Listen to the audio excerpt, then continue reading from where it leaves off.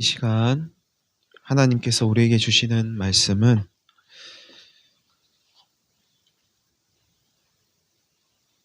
구약성경 사무엘상 16장 14절에서 23절까지의 말씀입니다.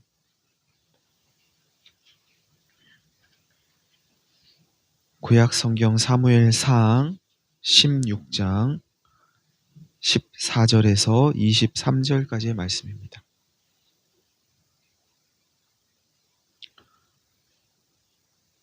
사무엘상 16장 14절에서 23절까지의 말씀을 제가 봉독하겠습니다.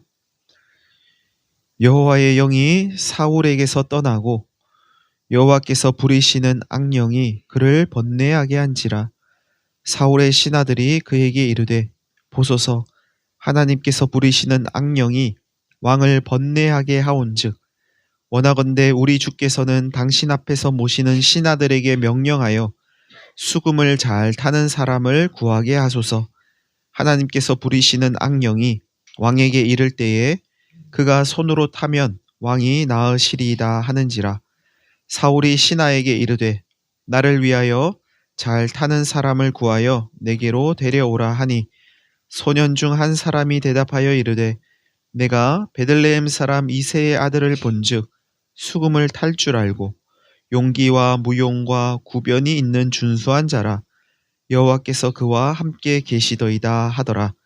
사울이 이에 전령들을 이새에게 보내어 이르되, 양치는 내 아들 다윗을 내게로 보내라 하매, 이새가 떡과 한 가죽 부대의 포도주와 염소 새끼를 나귀에 실리고 그의 아들 다윗을 시켜 사울에게 보내니, 다윗이 사울에게 이르러 그 앞에 모셔 섬에 사울이 그를 크게 사랑하여 자기의 무기를 드는 자로 삼고, 또 사울이 이새에게 사람을 보내어 이르되, 원하건대 다윗을 내 앞에 모셔 서게 하라. 그가 내게 은총을 얻었느니라 하니라. 하나님께서 부리시는 악령이 사울에게 이를 때에 다윗이 수금을 들고 와서 손으로 탄즉 사울이 상쾌하여 낫고 악령이 그에게서 떠나더라. 아멘.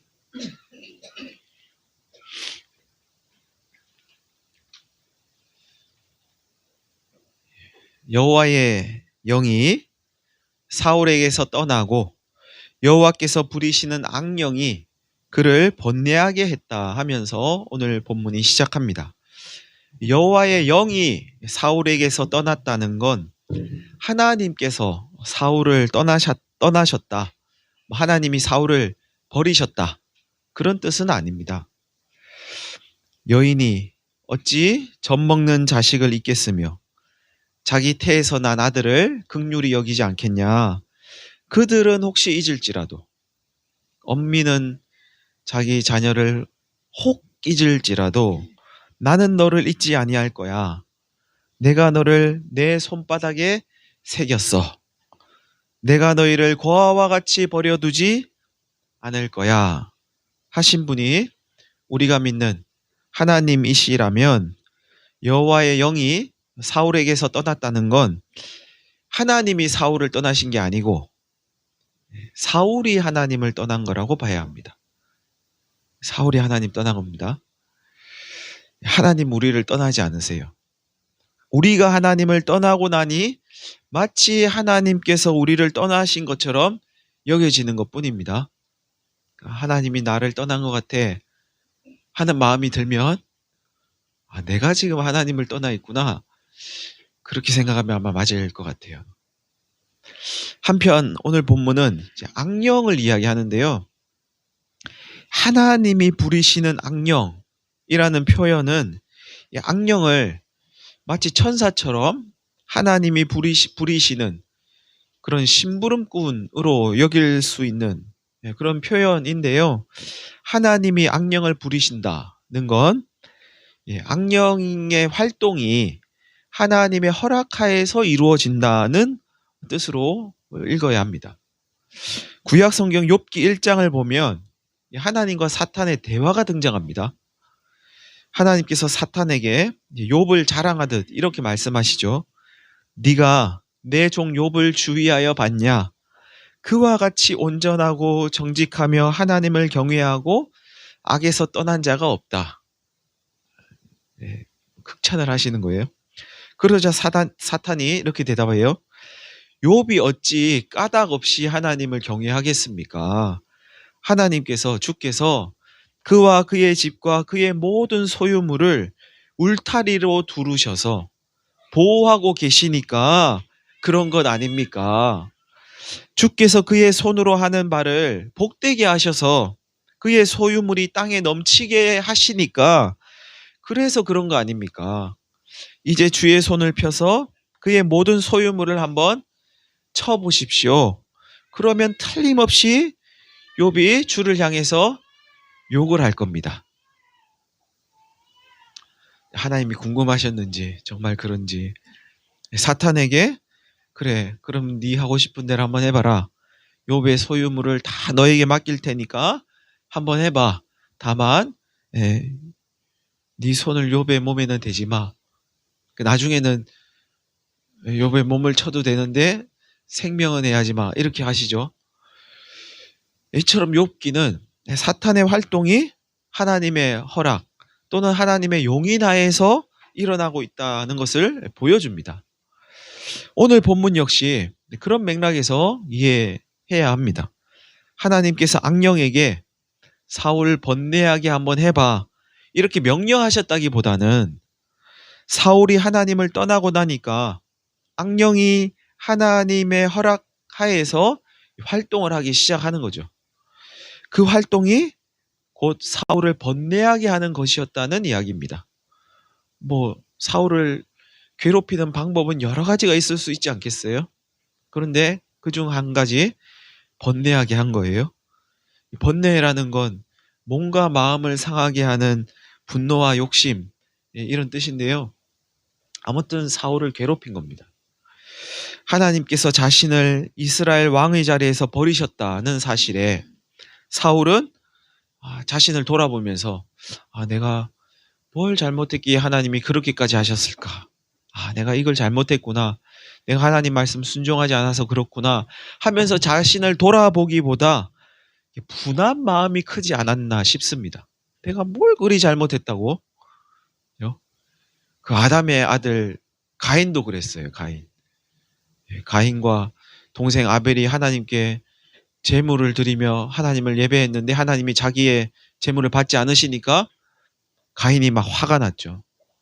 내가 뭘 그리 잘못했다고. 내가 얼마나 정성을 다해서 지금 제물을 드렸는데 내 건 안 받고 제 것만 받고. 그럼 막 화가 나가지고 분을 참지 못하고 일을 저지른 거죠. 오늘 사울도 아마 그러지 않았을까? 그럼 분한 마음이 그게 달하다 보니 이게 그 틈을 타가지고 악령이 번뇌하게 만든 거 아닌가 싶기도 합니다. 그러자 왕의 신하들이 이야기합니다.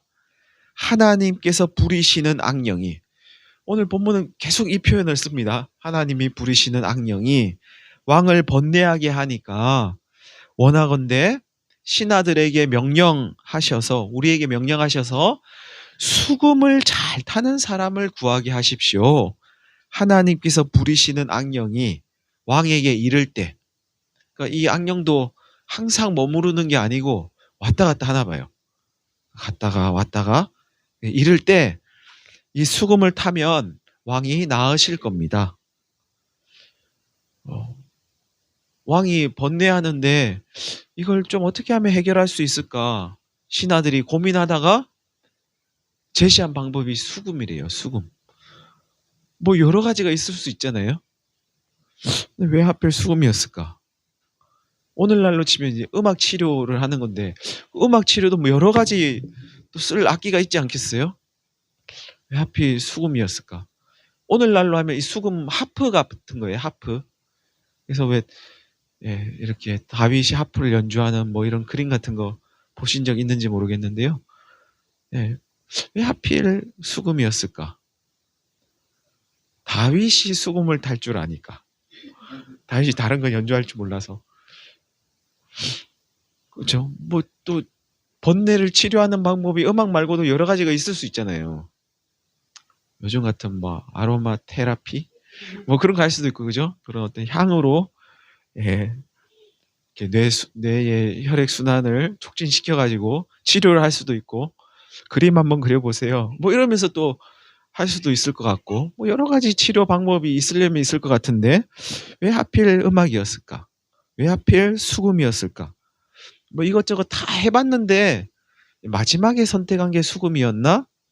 아무튼 신하들은 수금을 왕에게 권합니다. 사울은 그 말을 좋게 여겼는지 아니면 지푸라기라도 잡는 심정으로 그랬는지, 수금 잘 타는 사람 그럼 하면 구해와 봐라, 이렇게 이야기합니다. 그러자 소년 가운데, 소년은 젊은 신하라고 생각하시면 될 것 같아요. 신하 중에 젊은 신하가 이렇게 말합니다. 제가 베들레헴 사람 이새의 아들을 봤는데 수금을 탈 줄 알고 용기가 있고 무용을 잘하고, 무용이 춤추는 게 아니고 싸움을 잘한다는 이야기입니다. 싸움을 잘하고 구변이 있는, 말을 잘한다는 건데요. 말주변이 좋다는 것보다는 할 말과 하지 말아야 할 말을 구분할 줄 안다, 이런 정도로 보시면 될 것 같아요. 그러니까 왕 앞에 있으면 그걸 할 줄 알아야 되는 거잖아요. 예, 그리고 준수한 사람이었습니다. 뭐 생긴 것도 괜찮다는 거죠. 무엇보다도 여호와께서 그와 함께 계셨습니다. 여호와께서 함께 계시는 걸 아는 것도 대단한 것 같아요. 어떻게 알았을까? 딱 보니까 야, 저 사람은 하나님이 함께 하시는 사람이네, 이걸 알았다는 거잖아요. 이에 사울은 전령을 이새에게 보내서 그의 아들 다윗을 데려오게 합니다. 지금 신하들이 말한 사람이 다윗이에요. 다윗. 이새는 떡과 포도주 한 가죽 부대와 염소 새끼를 나귀에 실리고 다윗과 함께 사울에게 보냅니다. 이건 다윗 먹으라고 준 게 아니고 사울에게 보내는 예물이죠. 이렇게 다윗은 왕궁으로 가서 사울을 만납니다. 사울은 다윗이 어찌나 마음에 들었는지 그를 자기의 무기 드는 자로 삼고, 악령이 이를 때 이 다윗이 수금을 연주하니까 사울의 번뇌가 사라지고 악령이 사울에게서 떠났다고 말씀하면서 오늘 본문은 끝이 납니다. 여러분, 오늘 악령이 사울을 번뇌하게 한 것은 다윗을 왕궁으로 데려오려고 그런 걸까요? 결론적으로는 다윗이 왔어요. 하나님은 다윗을 왕궁으로 데려오려고 악령이 사울을 번뇌하게 하는 걸 허락하신 걸까요? 야, 다윗을 내가 좀 데리고 와야 되겠는데, 데려오는 뭐 여러 가지 방법 중에서 사울을 좀 괴롭혀가지고 데려오게 해야 되겠어, 뭐 이런 방법을 쓰신 걸까요? 신하들은 다윗을 왕으로 세울 생각에 그를 추천한 걸까요? 다윗 불러다가 왕으로 세워야 되겠다, 신하들이 모반을 지금 꾸미고 있는 걸까요?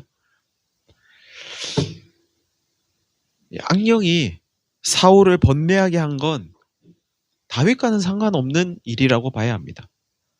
악령은 선한 일을 도모하기 위해서 악한 일도 마다하지 않는 그런 존재가 아닙니다. 그냥 악한 일을 하는 거죠. 악령은요. 사람을 괴롭히는 것 외에는 다른 목적이 없는 존재가 악령입니다. 그러니 하나님께서 다윗을 왕궁으로 데려오려고 악령이 사울을 번뇌하게 하는 걸 허락하셨다, 그렇게 볼 수도 없는 거죠. 하나님께서 다윗을 왕의 자리에 앉히기 위해서 이미 왕의 자리에 있는 사울을 괴롭게 하신 건 아닌가, 이미 버렸다고 하셨으니까 이참에 그냥 사울을 내려오게 하고 기름 부음 받은 다윗을 세워야 되겠어. 하나님은 그런 분이 아니십니다. 이 이후에도 사울은 30년 넘게 왕의 자리에 있습니다. 그렇게 하려고 이렇게 하신 게 아닙니다. 그럼 신하들은 사울을 몰아내고 다윗을 왕으로 삼기 위해서 이를 꾸미고 있는 걸까? 오늘 본문에는 다윗이 사울 앞에 오기까지 하나님께서 누군가에게 다윗을 좀 데려와라, 이렇게 말씀하셨다거나 누군가의 마음을 하나님이 감동시키셔가지고 다윗을 데려오게 하셨다거나 하나님께서 다윗을 데려오려고 지금 이렇게 인도하고 계신다고 말씀하는 그런 내용이 없습니다. 오늘 본문에는요. 하나님 허락하에 악령이 활동하고 있다. 이런 내용은 있지만 그것이 다윗을 왕궁으로 데려오기 위한 일이라고 오늘 본문은 어디에도 말씀하지 않습니다. 다시 말하면 다윗이 사울의 부름을 받고 왕궁으로 오는 이 일에 하나님은 아무것도 한 일이 없으신 것처럼 보입니다. 그럼에도 우리는 오늘의 이 일 배후에 하나님이 계셨다고 고백할 수 있을 겁니다. 하나님이 지금 다윗을 왕궁으로 인도하고 계시는구나. 하나님이 무언가를 지금 하려고 이러시는구나. 이렇게 고백하고 믿고 생각할 수 있을 거예요. 네. 우리가 우리의 삶을 대하는 방식도 그런 부분들이 있지 않습니까? 하나님은 보이지 않고 손에 잡히지도 않는데 누군가가 하나님의 말씀을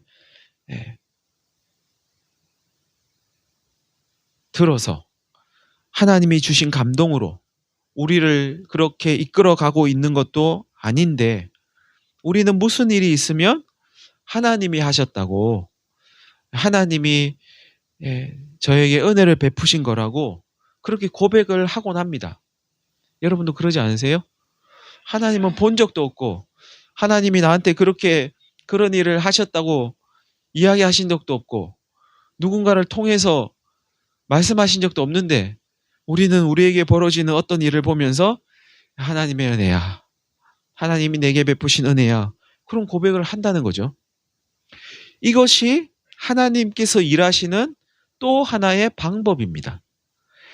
이것이 어떤 방법인가 하면 하나님은 아무것도 안 하시는 것 같은 방법으로 하나님의 일을 하십니다. 하나님께서 전면에 드러나지 않으면서 하나님의 일을 하신다는 겁니다. 바꿔 말하면 하나님은 우리 마음대로 하도록 내버려 두시는 방법을 통해서 하나님 일을 하십니다. 때때로 하나님은 기적과 같은 방법을 통해서 하나님의 일을 하시죠. 성경은 그런 걸 많이 보여줍니다.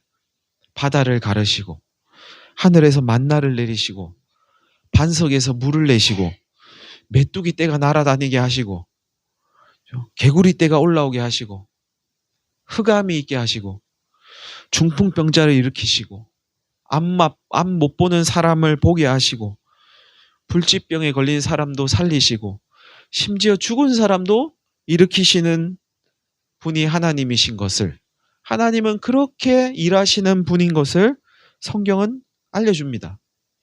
그뿐만 아니라 하나님은 사람들을 통해서도 일하시는데 사람들에게 이렇게 해라 저렇게 해라 이리로 가라 저리로 가라 마치 사람들 조종하듯이 그렇게 일하시는 게 아니고 사람들을 그냥 내버려 두시는 방법으로 일하신다는 겁니다. 사람들이 하고 싶은 대로 마음껏 하게 하시는 방법으로 하나님 일을 하세요. 여러분 마음껏 살고 계시죠? 아니세요? 누가 이렇게 여러분 조정하고 있는 것 같으세요? 이리로 가라 저리로 가라 안 그러시죠? 예.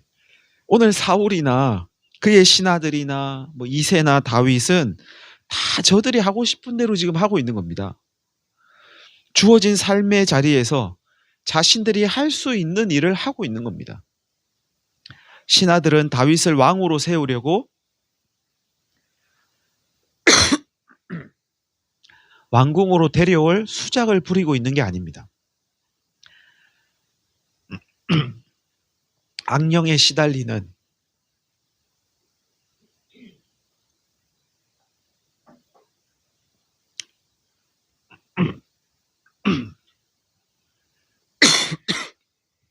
이 악령에 시달리는 사울을 위해서 수금을 추천했고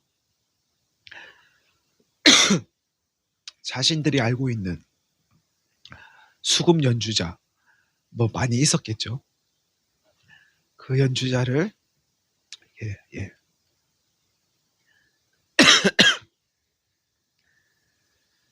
총동원을 하다가 다윗을 추천한 거죠.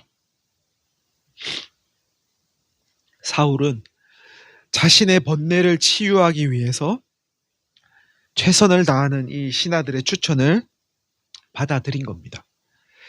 이새는 사울의 치료를 위해서 다윗을 원하는 사울과 신하들에게 우리 아들 데려다가 수금 연주하게 하십시오 하면서 아들 보낸 거죠. 뭐 우리 아들 왕으로 만들어야지 이참에 뭐 이런 마음으로 보낸 게 아닙니다. 다윗도 마찬가지였을 겁니다. 사울 왕을 몰아내고 내가 그 자리에 앉아야지, 내가 왕이 될 거야, 뭐 이런 야심으로 신하들을 따라 나선 게 아닙니다. 그런 건 생각도 하지 않았을 거예요. 그저 수금 연주하러 간 거죠. 이렇듯 사람들은 저마다 주어진 삶의 자리에서 최선을 다하면서 그렇게 살아갑니다. 모든 사람이 다 그렇죠. 그런데 어떤 사람의 일은 하나님 계신 걸 드러내고 하나님 나라를 이루며 공동체를 세워갑니다. 반면 어떤 사람의 일은 자기의 욕심을 이루고 하나님 나라를 회방하고 공동체를 파괴합니다. 이 차이는 어디에서 생기는 걸까요? 다 그냥 자기가 할 수 있는 일, 자기가 하고 싶은 일, 자기에게 주어진 일을 그냥 하는데 어떤 사람은 하나님 드러내고 어떤 사람은 하나님을 막고 어떤 사람은 하나님 나라를 이루고 어떤 사람은 하나님 나라를 회방한다는 겁니다. 어디서 이런 차이가 생길까 하는 겁니다. 결론부터 말씀드리면 하나님과 함께 하느냐 하나님과 함께 하지 않느냐에서 이런 차이가 생깁니다. 우리가 하나님과 함께 하느냐 하는 겁니다. 하나님이 우리와 함께 하느냐가 아니고 우리가 하나님과 함께 하느냐입니다. 하나님은 항상 우리와 함께 하세요.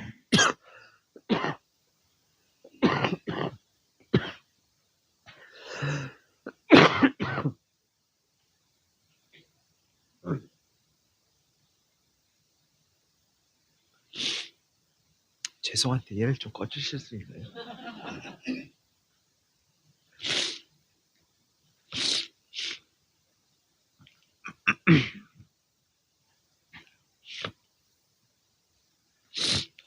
하나님은 우리를 떠나신 적이 없습니다. 그런데 왜 우리는 하나님 우리와 함께 하시는 걸 모를까? 우리가 하나님과 함께 하지 않기 때문이죠. 우리가 때때로 하나님을 떠나기 때문입니다. 하나님이 우리와 함께 하시듯 하나님과 함께 하는 사람, 그는 그가 하는 모든 일을 통해서 하나님 계신 걸 드러냅니다. 하나님 드러내야지 하면서 무언가를 하지 않아도 하나님이 드러납니다.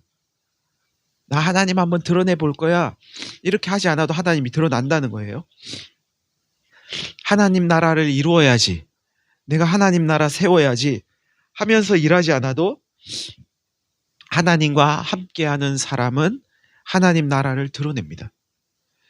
사람들이 그를 통해서 하나님을 경험하고 하나님 나라도 경험합니다. 정의와 평화와 기쁨과 사랑을 느낍니다. 내가 공동체를 이롭게 해야지, 내가 공동체를 위해서 뭘 좀 해봐야지 하면서 무언가를 하지 않아도 하나님과 함께하는 사람, 그를 통해서 공동체가 세워집니다.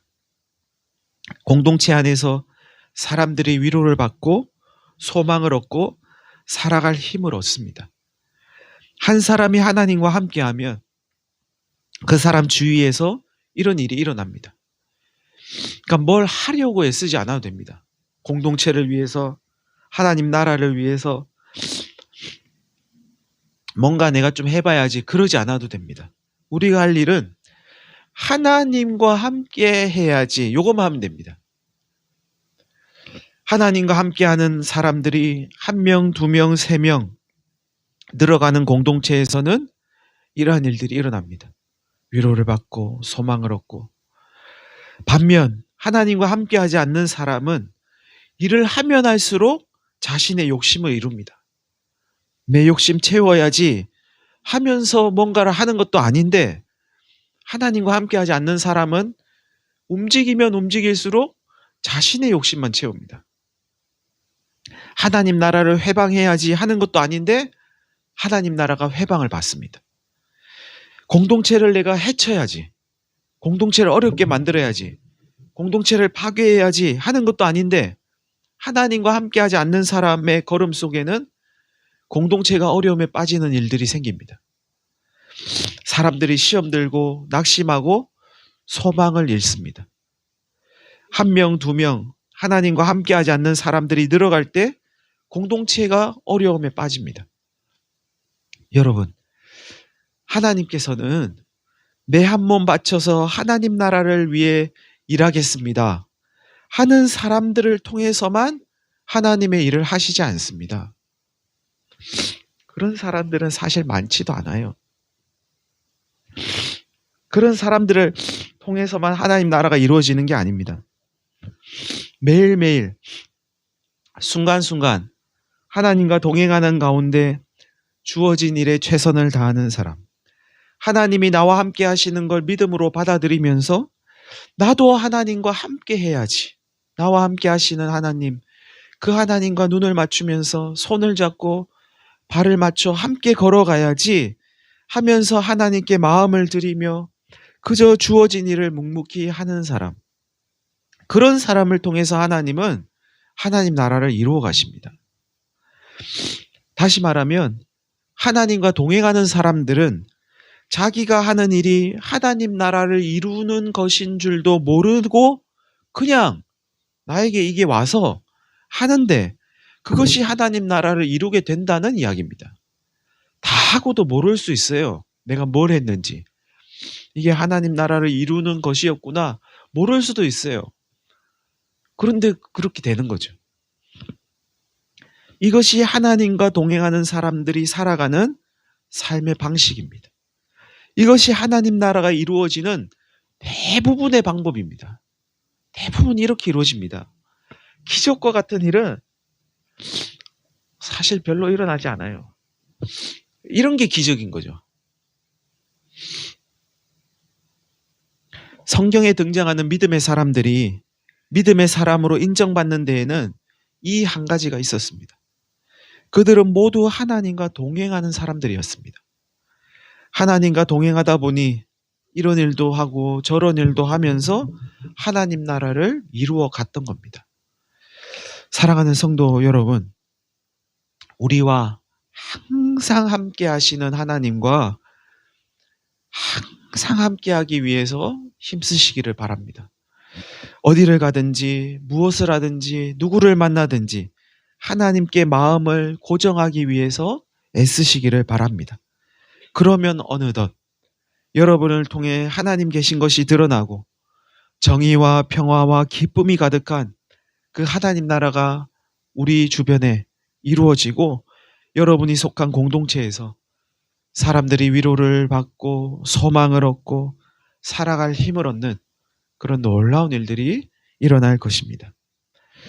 우리 다 같이 한 1분 정도